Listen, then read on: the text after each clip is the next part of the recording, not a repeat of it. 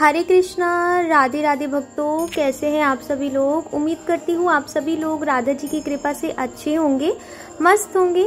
स्वागत है आप सभी लोगों का मेरे एक नए व्लॉग में। तो आज के व्लॉग में मैं आप सभी लोगों के लिए लेकर के आई हूँ इंदिरा एकादशी का व्लॉग, और इस व्लॉग में आप लोगों को बहुत सारी चीज़ें सीखने को मिलेगी।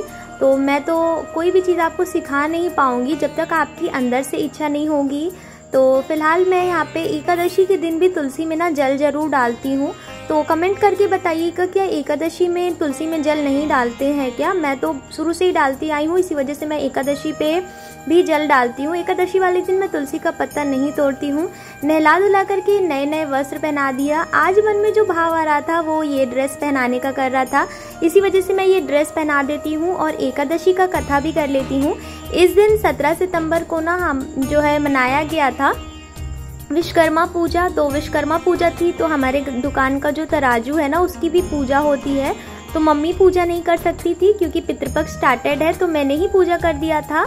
तो यहाँ पे तराजू की पूजा होती है, तो इसी पे ही मैंने अच्छे से स्वास्तिक बना करके माला चढ़ा दिया है, फूल चढ़ा दिया है, लड्डू वगैरह जो बतासे हैं वो सारी चीज़ें हमने यहाँ पे चढ़ा दिया है। धूप भी जला दिया है, दिया नहीं जलाया था क्योंकि काफ़ी ज़्यादा सामान रखा था तो डर लग रहा था। हवा भी काफ़ी तेज़ी से चल रही थी तो दिया वैसे भी बुझ जाता। तो धूप बत्ती जला दिया है मैंने, और अपनी गाड़ी की भी मैं आज पूजा कर लूँगी क्योंकि आपके पास में जितनी भी चीज़ें हैं, ये गाड़ी वगैरह जो भी चीज़ें आपके पास में है और जिसके आपका काम होता है वो सारी चीज़ों का आपको यहाँ पे जो है पूजा करनी चाहिए आज के दिन। तो सिलाई मशीन भी हमारे यहाँ बचपन से ही, हम जब छोटे थे तो हमारे दादाजी सिलाई मशीन की पूजा करते थे, और अब वो नहीं है तो उनकी जगह पे हम या मम्मी पापा कोई भी कर देता है, तो फिलहाल मैं ही कर देती हूँ। तो आज के दिन भोग में जो है अन्य तो नहीं लग सकता था, तो मैं अपने लड्डू गोपाल जी के लिए ना सेवैयाँ बना करके भोग लगा रही थी। तो सेवैयाँ बनाने का मन कर रहा था, मैं सेवैयाँ बना देती हूँ। और घर में ना मुझे जो छोटे बच्चे हैं ऑब्वियसली वो तो बिना खाए नहीं रह सकते, तो सभी के लिए मैं आलू का पराठा बना रही थी। तो इसी वजह से मैं साइड में जो है आलू को फ्राई कर रही थी, क्योंकि ये पहले से आलू फ्रिज में रखा हुआ था तो ठंडा था, तो मैंने सोचा इसको फ्राई कर देती हूँ तो ये हल्का गर्म हो जाएगा। तो सारी चीज़ों से मैं यहाँ पे इसको फ्राई कर दूँगी और बना दूँगी अच्छे से भोग को। और भोग भी यहाँ पे साइड में बन ही रहा था, बस दूध ठंडा हो जाए तो मैं इसमें सेवैयाँ डाल दूँ, और आलू को मैं हल्का सा ही तड़का लगा दूँगी जीरा और कड़ी पत्ते से। तो खाने में वैसे पराठा ना बहुत टेस्टी लग रहा था, क्योंकि ऑलरेडी एक बार ये फ्राई हो चुका था बट फ्रिज में रखा था, तो इसी वजह से मैंने दोबारा फ्राई कर दिया तो और भी ज़्यादा टेस्टी लगने लगा था ये। तो सेवई भी ठंडी हो जाएगी तो मैं इसमें डाल दूँगी। अभी दूध काफ़ी गर्म था इसी वजह से मैंने नहीं डाला हुआ था। तो मम्मी का फास्ट रहता है तो किचन में ज़्यादातर काम मैं ही करती हूँ। ऐसा नहीं है कि मम्मी नहीं करती हैं, मम्मी बहन दोनों ही करते हैं। तो सभी लोग काम अपना आपस में थोड़ा थोड़ा बांट लेते हैं। जैसे कि कोई खाना बनाता है तो कोई बर्तन धुल देता है, तो मम्मी उस दिन कमी करती है, मैं और मेरी बहन ही मिल करके कर लेते हैं। तो दोपहर का खाना मैंने बना दिया था, घर की जो साफ़ सफाई थी वो मेरी बहन ने कर लिया था, तो जल्दी हो जाता है। और लड्डू गोपाल जी को भोग भी लगा देते हैं। सेवैयाँ ना ये वाली ही थी, तो वैसे मुझे मोटी सेवैयाँ ज़्यादा अच्छी लगती है। और बहन ने सुबह सुबह नाश्ता भी बना दिया था, तो मैं लड्डू गोपाल जी को भोग लगाने के बाद में नाश्ता भी कर लेती हूँ। फिर दोपहर से मैंने शूट किया है व्लॉग। दोपहर में हमारी कोचिंग में बच्चे आ जाते हैं, सभी आ गए थे, पढ़ रहे थे सभी, तो सभी लोग आराम से पढ़ लेते हैं। फिर रात में मैं करती हूँ इसमें कपड़े की सिलाई। वैसे ये उसके अगले दिन का व्लॉग है, बट मैंने शूट नहीं किया था उस दिन क्योंकि मैं थक गई थी और काफ़ी ज़्यादा काम भी पड़ जाता है। फिर रात में खाना बनाना, खाना खिलाना और भी बहुत सारी चीज़ें हैं, सेवा भी करनी रहती है लड्डू गोपाल जी की, इसी वजह से मैं नहीं शूट कर पाती हूँ। कैमरा सेट करना ही मैं भूल जाती हूँ। इसी वजह से मैंने नेक्स्ट डे जो है ड्रेस बनाई है, क्योंकि उस दिन मम्मी काम कर रही थी तो मैं रात में ड्रेस बना लेती हूँ। तो बहुत ही आसान तरीके से ये ड्रेस बनाया जाता है और मैंने आपको बताया भी था कि मैं जिस तरह से भी ड्रेस बनाऊंगी आप लोगों के साथ में ज़रूर शेयर करूंगी। अगर आप वीडियो को अच्छे से देखेंगे तो आपको दिखेगा भी कि मैं किस तरह से बना रही हूँ। तो जितनी ही लेंथ है आप उसी तरह से, जैसे प्रीवियस में मैंने आपको बताया था कि नॉर्मली जितनी आप कटिंग लेना चाहते हैं, आपके लड्डू गोपाल जी की जितनी लेंथ है उसी के अकॉर्डिंग आप लंबाई ले लीजिए। चौड़ाई आप अपने अकॉर्डिंग कर सकते हैं। घेर ज़्यादा जो देना हो तो आप जो है ज़्यादा चौड़ाई रखिएगा। अच्छे से ही 3 साइड से आपको सिल देना होता है, एक साइड से आपको नहीं सिलना होता है। 3 साइड से देखिए मैंने इस तरह से मोड़ करके सिलाई कर दिया है। नीचे साइड से मैं पहले लेस लगा दूंगी। लगाने के बाद में भी आप जो है चुन्नट देने के बाद में भी आप लेस लगा सकते हैं, बट मैं पहले ही लगा लेती हूँ जिससे हमारे को बहुत आसानी होती है और लेस की वजह से हेल्प भी मिल जाती है हमको थोड़ी सी जो है। और मशीन में काफ़ी ज़्यादा धागा फंस रहा था। ये मशीन मेरी काफ़ी पुरानी हो चुकी है, ये मेरे दादाजी के टाइम की है। तो अभी मैं इसी में सिलाई वगैरह सीखती हूँ। जब मैं अच्छे से सारी चीज़ें सीख जाऊँगी फिर मैं एक नई मशीन ले लूँगी। तो अभी तो फ़िलहाल ये मेरे दादाजी की है तो मैं इसी को यूज़ करती हूँ। काफ़ी दिक्कत हो रही थी मुझे, बट अभी भी इसको बनवाया है तो पहले से तो काफ़ी बेटर ही है। बट थोड़ा बहुत तो मुझे भी नहीं आता, इसी वजह से गलत भी हो जाती है चीज़ें।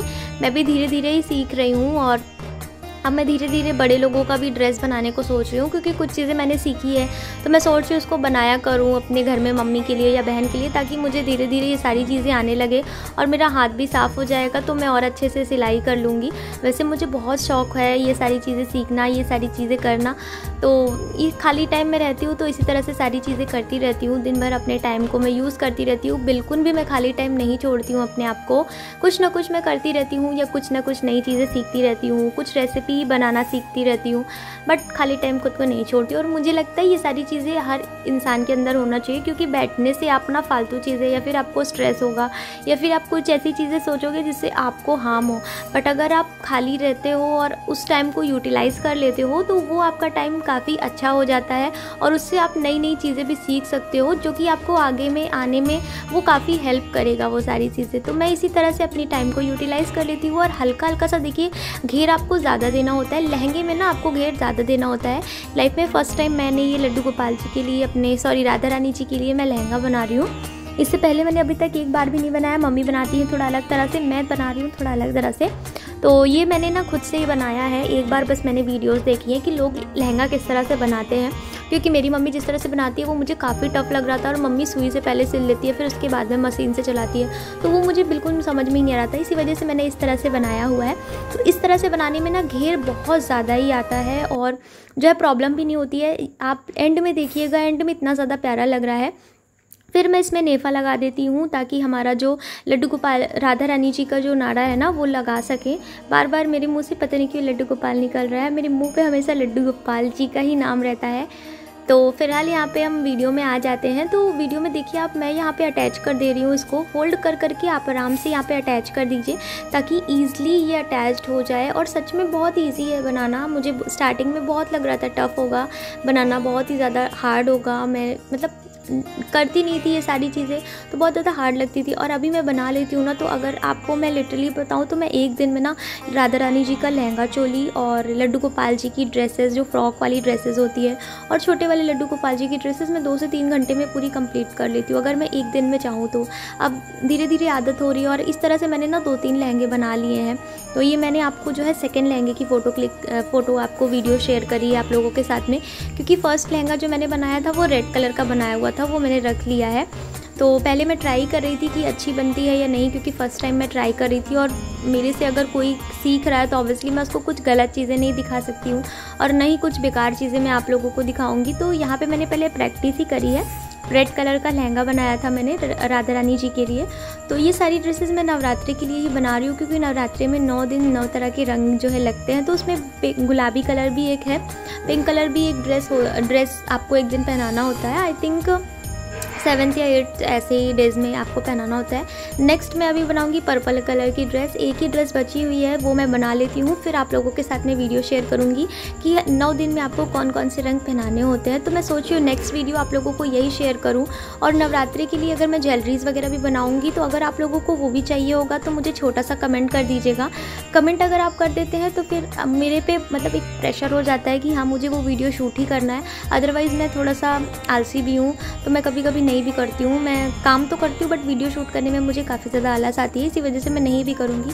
तो अगर आप छोटा सा कमेंट भी कर देंगे तो मुझे रिमाइंडर हो जाएगा कि मुझे वीडियो बनानी है, तो मैं आप लोगों के साथ में भी शेयर कर दूँगी। फ़िलहाल ज्वेलरीज़ वगैरह के लिए भी मैंने कुछ ऑनलाइन जो है रॉ मटेरियल्स मंगवाए हुए थे, तो वो सारे आ चुके हैं और बनाऊँगी भी तो आप लोगों के साथ में शेयर कर दूँगी। अगर आप लोग को चाहिए होगा तो छोटा सा कमेंट कर दीजिएगा, और प्लीज़ छोटा सा कमेंट वीडियो देखने के बाद में कर दिया करिए। और किस तरह की आप लोग वीडियोस देखना चाहते हैं मेरे से, और किस तरह के कंटेंट आप लोग चाहते हैं, वो सारी चीज़ें भी मैं सोच रही हूँ आप लोगों से ही पूछ करके बनाऊँ, क्योंकि आप लोग को जिस तरह डिमांड होगी, जो भी चीज़ें आप लोग चाहते हैं, मैं वो सारी चीज़ें आप लोगों के साथ में शेयर भी करूँगी। तो अभी मैं चोली बनाना स्टार्ट कर दी हूँ। तो चोली के लिए देखिए मैंने यहाँ पे पतला सा पहले कपड़ा लिया, इसको फोल्ड करके अच्छे से सिलाई कर देंगे हम, ताकि ये हमारा बंधन के तरह ये आ जाए। तो सबसे पहले देखिए मैंने यहाँ पे पतला सा ही कपड़ा लिया है और इसको मैं अच्छे से फोल्ड करके सिल दूँगी। जिस तरह से मैं बना रही हूँ उस तरह से देखिएगा, आपको बहुत ही ईजी है। मैं भी एकदम न्यू ही हूँ सिलाई में, मैं ज़्यादा इन सारी चीज़ों के लिए मुझे नॉलेज नहीं है, बट फिर भी मैं अगर बना ले रही हूँ तो ऑब्वियसली आप लोग भी बना ही लेंगे बहुत ही आराम से। आई नो बहुत अच्छा नहीं बनेगा, बट जो राधा रानी पहनती है ना, उसके बाद में जो खिल करके उठता है ना, वो देख करके मुझे लगता है कि मेरी मेहनत जो है रंग ला रही है। तो बस यहाँ पे ये देखिए इस तरह से मैंने इसको ऊपर साइड में मैं अटैच कर दूंगी, और यहाँ पे पतला सा मैंने कपड़ा ले लिया है, इसको मैं फोल्ड करके राधा रानी जी का साइज़ जो है मेज़र करके कट कर लूँगी। आप लोग यहाँ पे जो है आगे इनके जो है चेस्ट पास ये रहेगा, तो इसको आप मेज़र कर लीजिएगा कि आपकी राधा रानी जी का ये कितना साइज़ लगता है। तो मैंने यहाँ पे मेज़र कर लिया है, उसके बाद में मैं यहाँ पे कट कर लूँगी। तो मुझे अंदाज़ा भी हो चुका है, तो मैं खुद से भी कट कर लेती हूँ। और ये देखिए यहाँ पे कट करने के बाद में मैं इसको ना चारों साइड से अच्छे से सिल लूँगी। वैसे 3 साइड ही बचा है अब इसका, ये देखिए इस तरह हो गया है। अब मैं इसको 3 साइड से ना अच्छे से सिल लूँगी, ताकि ये अच्छे से सिलने के बाद में ये देखिए ये कपड़ा मैं यहाँ पे ऐसे अटैच कर दूँगी। तो ये चोली के लिए हो जाएगा, ये पीछे गले के पीछे चला जाएगा, तो इसको हम अच्छे से बांध देंगे। फिर यहाँ पे देखिए मैंने पतला सा कपड़ा लगा दिया है नीचे बांधने के लिए भी, नीचे साइड में आपको ये लगाना है, और लेस भी आप लगा दीजिएगा। लेस लगाने से ना अच्छा खिल करके आ जाता है। फिर मैंने यहाँ पे ये देखिए थोड़े बहुत फ्लावर्स वगैरह रखे हुए थे मेरे पास में, तो ये सारी चीज़ें मैं लगा दे रही हूँ इसमें। जो ज्वेलरीज़ वगैरह के लिए रॉ मटेरियल्स थे मेरे पास में, उसी से ही मैंने कुछ यहाँ पे जो है मोतियाँ लिए हैं, और इसी को अच्छे से मैं पेस्ट कर दूँगी। इससे क्या होता है ना, बहुत ही अच्छा ब्यूटीफुल सा खिल करके आता है, और सच में एंड में तो काफ़ी अच्छा लग रहा था। रेड वाला जो लहंगा मैंने बनाया वो तो एकदम सिंपल कर दिया है, और ये देखिए इसको मैंने हल्का सा डेकोरेट कर दिया है। तो डेकोरेट करने के बाद में ये चोली काफ़ी ज़्यादा प्यारी लग रही है। फिर मैं बना लेती हूँ राधा रानी जी के लिए चुनरी भी। तो यहाँ पे मैं चुनरी बनाने के लिए ही सिलाई कर रही हूँ। अच्छे से 3 साइड से आप जो है चारों साइड से आप इसको सिल दीजिएगा फोल्ड कर करके। तो चुनरी मैंने बड़ी ही रखी है, और चुनरी हमेशा ना बड़ी ही थोड़ी अच्छी लगती है, ताकि वो अच्छे से कवर कर ले। कभी कभी मैं छोटी बना देती हूँ ना, तो वो साइड से उठी रहती है, तो वो कम अच्छी लगती है। इसीलिए मैंने इस बार थोड़ा बड़ी चुनरी ली है, ताकि जो हमारी राधा रानी जी अच्छे से एकदम ढक जाए, और अच्छी भी लगती है बड़ी चुनरियाँ। तो चारों साइड से आप इसको अच्छे से सिल दीजिएगा। जो भी लेस वगैरह हो आपके पास में, वो लेस आप लगा सकते हैं। मेरे पास में जो लेस थी मैंने वही लेस से अच्छे से मैंने यहाँ पे लगा दिया है।